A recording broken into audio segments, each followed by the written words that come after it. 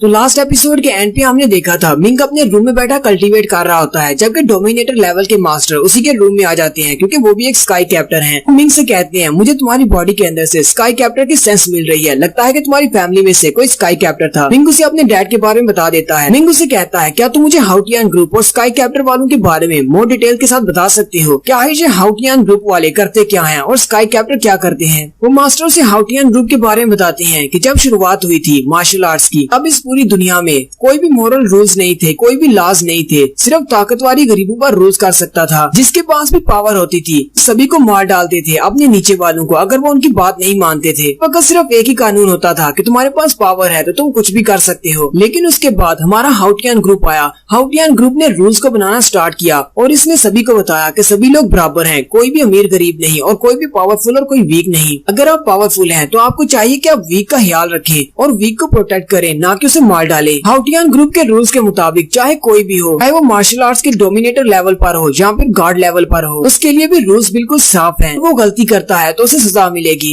किसी भी सोसाइटी में हम लोग अमन कायम नहीं कर सकते जब तक कि हम वहाँ पर रूल्स को इम्प्लीकेबल नहीं करते। इस दुनिया में ऐसे बहुत सारे पावरफुल लोग हैं जो कि इन रूल्स को एप्लीकेबल करवा सकते हैं। उनके पास इतनी पावर है कि वो इन सभी लोगों को उन रूल्स के ऊपर अमल पैरा करवा सके, वो उनसे इन रूल्स को फॉलो करवा सके। मिंग उसे कहता है तुम किन स्ट्रॉन्ग लोगों की बात कर रहे हो? मास्टर से कहते हैं हाउटियान गार्ड की बात कर रहा हूँ। क्या तुमने कभी हमारे हाउटियान गार्ड के बारे में सुना है? हमारा हाउटियान गार्ड बहुत ज्यादा पावरफुल है। वो एक गार्ड लेवल का मार्शल आर्टिस्ट है। वो पता नहीं कहाँ से आया है, लेकिन हम लोग उसके ऊपर बहुत ज्यादा यकीन रखते हैं। वो हमें अपनी ब्लेसिंग्स देता है। अगर हम लोग अच्छा काम करते हैं तो हमें पावर्स मिलती हैं। जब तक कि हमारे हाउटियान ग्रुप में लोगों में इजाफा होता रहेगा और वो हाउटियान गार्ड को मानते रहेंगे, वो दिन दूर नहीं है कि जब हमारे हाउटियान ग्रुप वाले पूरे टियानजिन लैंड के ऊपर राज करेंगे और हमारे हाउटियान गार्ड ही असली रूलर बनेंगे और उसके बाद इस पूरी दुनिया के ऊपर रूल्स को फॉलो किया जाएगा। जो भी गलती करेगा उसे सजा दी जाएगी। वो मास्टर मिंग से कहते हैं क्या तुम अपने डैड की फुटस्टेप्स को फॉलो करना चाहोगे? क्या तुम हमारे हाउटियान ग्रुप को ज्वाइन करके एक स्काई कैप्टर बनना चाहोगे?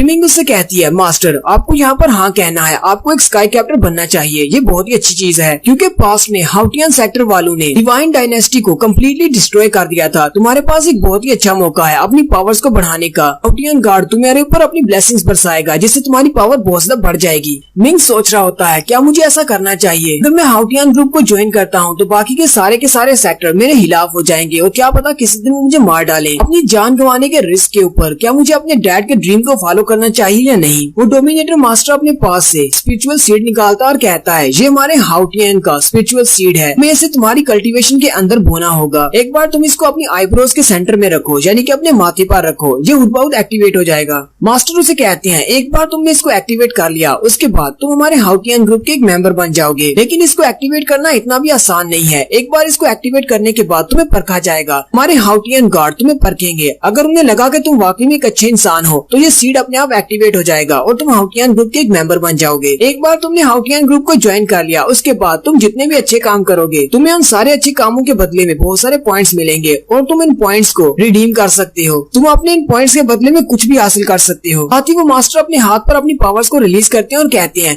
मैं अपने 100 पॉइंट्स को यूज करने वाला हूँ ताकि तुम्हें इन पॉइंट्स की पावर दिखा सकूं। और साथ ही वो अपनी 100 पॉइंट्स की पावर को इनकी बॉडी के अंदर ट्रांसफर कर देते हैं। इन पीछे देखकर काफी ज्यादा हैरान हो जाता है और कहता है यहाँ पर बैठे बैठे मेरी कल्टीवेशन पहले से ज्यादा बढ़ गई है। क्या अभी भी तुमने अपनी पावर्स को मेरी बॉडी में ट्रांसफर किया है? वो मास्टर से कहते हैं मैंने अपने पॉइंट्स को यूज करते हुए अपनी पावर्स को तुम्हारी बॉडी में ट्रांसफर कर दिया है। चलो अब जल्दी से बताओ क्या तुम हमारे हाउटियन ग्रुप को ज्वाइन करना चाहोगे? मिंग उसे कहता है मेरे पेरेंट्स मारे गए सिर्फ इसी वजह से कि इस दुनिया में रूल्स नहीं थे, भी कानून नहीं था, वरना मेरे पेरेंट्स को बचाया जा सकता था। अगर यहाँ पर कुछ कानून होते तो सभी लोग बराबर होते, कोई भी पावरफुल मेरे पेरेंट्स को नहीं मार सकता था। मिंग उस सीट को उठाता है और अपने माथे पर रख लेता है और कहता है मुझे एक ऐसी दुनिया चाहिए जिसके अंदर कानून हो। और साथ ही वो उस सीट को एक्टिवेट करता है। उस सीट को एक्टिवेट करने के बाद वो मास्टर से कहते हैं मैं आज के बाद मुझे मास्टर कहने की जरूरत नहीं है। हमारी हाउटियन ग्रुप के सारे लोग आपस में ब्रदर एंड सिस्टर्स हैं, मुझे ब्रदर कह सकते हो। आज के बाद मैं तुम्हारा सीनियर ब्रदर हूँ। वो मास्टर से कहते हैं अब जबकि तुमने अपने सीट को एक्टिवेट कर लिया है, आज के बाद तुम जितने भी अच्छे काम करोगे उनके बदले में तुम्हें पॉइंट्स मिलेंगे। हो सकता है कि तुम्हें हाउटियन गॉड की ब्लेसिंग्स भी मिल जाएं। वो मास्टर अपने पीछे एक पोर्टल ओपन करते हैं और उसे कहते हैं मेरा नाम याद रखना, मेरा नाम जानजी ली है। मुझे तुम्हारे अंदर बहुत सारी पोटेंशियल नजर आ रही है। मुझे लगता है कि फ्यूचर में तुम एक बहुत ही अच्छे स्काई कैप्टर बनोगे और हमारे हाउटियन सेक्टर को रिवाइव करने में बहुत ही हेल्पफुल साबित होगे। अब मैं यहाँ से जा रहा हूँ, तुम अपना ख्याल रखना। और वो मास्टर वहाँ से चले जाते हैं। नेक्स्ट सीन एक हफ्ते के बाद का दिखाया जाता है। मिंग अपने रूम में बैठा कल्टीवेट कर रहा होता है और ब्लेसिंग फील्ड के अंदर जितने भी डेविल्स की आत्माएं होती हैं वो उन सभी को कंज्यूम कर लेता है और सिर्फ आखिरी बचती है। मिंग उसको भी कंज्यूम कर लेता है जिसकी वजह से वो लेवल अप हो जाता है। अब वो डिसाइपल स्टेज के 6th ग्रेड में पहुंच गया है। उसी वक्त जिंग चैंग भागता हुआ उसके रूम में आता है और दरवाजा खोलकर अंदर आते ही उसे कहता है इस महीने के आउटर डिसाइपल के लिए टास्क दिए जाने वाली थी, वो नोटिस बोर्ड के ऊपर लगा दी गई है। लेकिन जैसे वो अंदर आता है वो मिंग को देखकर काफी ज्यादा हैरान हो जाता है और कहता है मैंने तुम्हें सिर्फ एक हफ्ते से नहीं देखा और तुमने लेवल अप भी कर लिया। तुम तो बहुत ज्यादा तेज हो। मुझे लगता है कि बहुत ही जल्दी तुम अपनी हड्डियों को भी कल्टीवेट करना स्टार्ट कर दोगे। मिंग आगे से हंसना शुरू कर देता है और कहता है ये कोई बड़ी बात नहीं है। अच्छा मुझे ये बताओ तुम यहाँ पर क्या करने के लिए आए हो, इतनी ज्यादा जल्दी में क्यों हो? जिंग चैंग उसे कहता है लगता है तुम्हें इस बारे में नहीं पता, लेकिन इस महीने की सारी टास्क को नोटिस बोर्ड पर लगा दिया गया है। सारे आउटर डिसाइपल्स वहाँ पर इकट्ठे हैं। अगर तुम जल्दी से वहाँ पर नहीं पहुँचोगे तो तुम्हें कोई भी टास्क नहीं मिलेगा। चलो जल्दी करो और जाकर अपने लिए कोई आसान सी टास्क को चूज कर लो। नेक्स्ट सीन नोटिस बोर्ड के बाहर का दिखाया जाता है जहाँ पर बहुत ज्यादा रश लगा होता है क्योंकि आपको पता है यहाँ पर 10,000 से भी ज्यादा आउटर डिसाइपल्स हैं। वो सारी वहाँ पर जमा होती हैं और अपने लिए कोई टास्क ढूंढ रहे होते हैं। उनमें से जो स्ट्रॉन्ग होते हैं वो पहले से आगे मौजूद होते हैं और वो उन सभी को धक्के देते हुए पीछे कर देते हैं ताकि वो अपने लिए सबसे आसान टास्क को ले सके। मिंग भी वहाँ पर पहुँच जाता है। वो सबके बीच में से होता हुआ नोटिस बोर्ड के बहुत ज्यादा करीब आ जाता है। जिंग चैंग भी उसके साथ ही होता है और कहता है यहाँ पर तो बहुत सारा रश लगा हुआ है, पता नहीं तुम्हें कोई टास्क मिलेगा या नहीं, चलो जल्दी करो और एक टास्क ले लो। लेकिन वो दोनों जैसे ही नोटिस बोर्ड की तरफ देखते हैं तो नोटिस बोर्ड के ऊपर जितने भी कागज होते हैं वो सारे उतर चुके होते हैं, कोई भी टास्क नहीं बचा होता। जिंग चैंग उसे कहता है इसलिए तो तुमसे कहा था कि जल्दी यहाँ पर आ जाओ। ये सभी लोग टास्क को पूरा करके बहुत सारे कंट्रीब्यूशन पॉइंट्स हासिल करेंगे जिसके बदले में इन्हें इनाम मिलेगा। मिंग नोटिस बोर्ड की तरफ देखता है और कहता है जितनी भी आसान टास्क थी, मिडिल लेवल की टास्क थी, वो सारी की सारी यहाँ से उतर चुकी हैं। अब कोई भी पीछे नहीं बची, सिर्फ एक स्पेशल टास्क पीछे बची है। मिंग कहता है ये स्पेशल टास्क कैसी है, इसके बदले में हमें 3000 कंट्रीब्यूशन पॉइंट्स मिलने वाले हैं। ये तो एक नॉर्मल टास्क के 30 गुना ज्यादा है। जिंग चैंग उसे कहता है ये एक बहुत ही मुश्किल टास्क है, इसीलिए इसके कंट्रीब्यूशन पॉइंट बहुत ज्यादा हैं। इसके लिए हमें एक एग्जीक्यूटर की जरूरत है जो कि पॉइजनस वैली में जाकर ब्राइटनेस ग्रास के 10 स्ट्रैंड्स काट कर ला सके।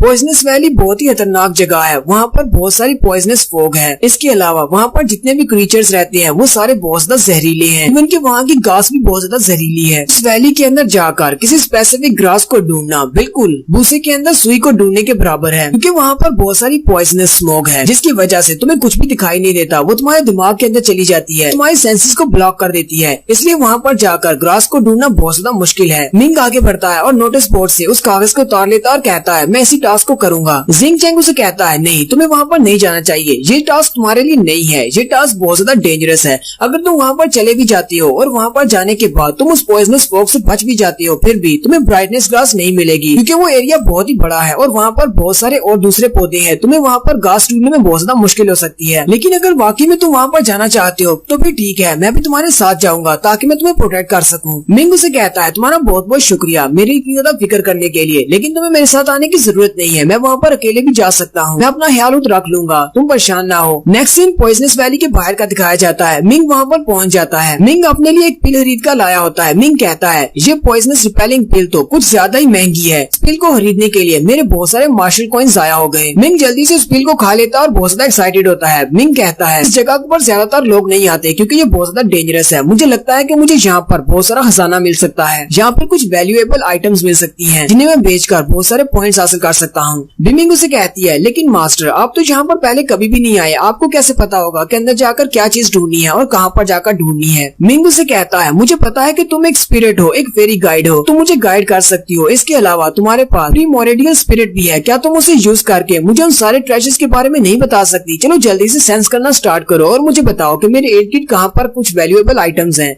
मिंग उसे कहती है अच्छा ठीक है, मैं एक के बारे में तुम्हें बताती हूँ जो कि यहीं पर है। मिंग उसे कहता है कहाँ पर है? मिंग उसे कहती है जरा अपने पाँव के नीचे देखो, तुम्हारे पाँव के नीचे एक बहुत ही स्पेशल ग्रास है। मिंग जल्दी से अपना पाँव ऊपर की तरफ उठाता है। मिंग उसे कहती है लेकिन अफसोस की बात तो ये है कि आपने इस घास के पौधे को अपने पाँव से तोड़ दिया है, अब ये किसी भी काम का नहीं रहा। मिंग उसे कहती है ये एक बहुत ही स्पेशल ग्रास है के अंदर 5 पॉइजन मिक्स किए गए हैं। कोई भी ऐसा मास्टर जो कि डोमिनेटर लेवल का हो, उससे नीचे जितने भी लोग हैं जो इसको टच करेंगे वो उसी जगह पर मर जाएंगे, कोई भी इससे नहीं बच सकता। इसका पॉइजन बहुत ज्यादा पावरफुल है। मिंग रोना शुरू कर देता है और कहता है तुमने मुझे पहले इस बारे में क्यों नहीं बताया कि मैं किसी वैल्यूएबल ट्रेजर के ऊपर अपना पाँव रखकर खड़ा हूँ। मिंग उसे कहती है मुझे क्या पता था, मुझे तो लगा कि आपको वैल्यूएबल आइटम्स के ऊपर पाँव रखना पसंद है। मिंग चिल्लाकर उसे कहता है तुम्हें ऐसा किसने कहा कि मेरे बारे में ऐसा सोचो, क्या मैं तुम्हें कोई पागल नजर आता हूँ? मिंग उसे कहती है मास्टर मेरे अंदर कोई भी फीलिंग्स नहीं है, इसलिए मुझे इन सारी बातों की समझ नहीं आती, मुझे नहीं पता कि आप किस बारे में बात कर रहे हैं। मिंग उसे कहता है प्लीज कुछ फीलिंग्स डेवलप कर लो, वरना इसी तरह तुम मेरा बहुत ज्यादा नुकसान करवा दोगी। मिंग उसे कहता है चलो फिर हम दोनों अंदर चलते हैं। अंदर जाने के बाद तुम्हें जो कुछ भी वैल्यूएबल ट्रेजर नजर आएगा मुझे बता देना, मैं उसे काट कर अपने पास रख लूंगा। यहाँ पर कोई भी वैल्यूएबल आइटम नहीं बचनी चाहिए। आज हम यहाँ से बहुत सारा पैसा कमाकर बाहर निकलने चाहिए। मिंग उसे कहती है ठीक है मास्टर, मैं आपको बता दूंगी।